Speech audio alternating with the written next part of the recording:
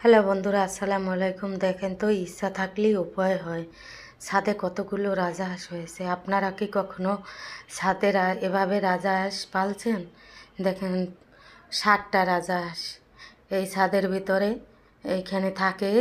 উপরে জাংলা দেওয়া, সবজি হয়। এই যে সবজি খেয়ে হয়, চাইরো সাইড দিয়ে জাল দিয়ে আটকানো আছে।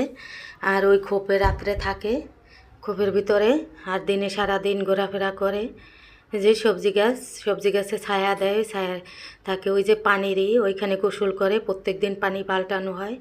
আর এই হচ্ছে ঘাস, রাজহাঁসের জন্য ঘাস লাগানো হয়েছে। এই যখন রৌদ্র বেশি হয়, এই ঘাসের নিচে এসে রাজহাঁসগুলো রেস্ট নেয়। দেখেন, বড় একটা মোরগ এর ভিতরে ঢুকে রয়েছে। দেখছেন কত বড় মোরগটার? গায়ে প্রায় 6 কেজি ওজন আছে।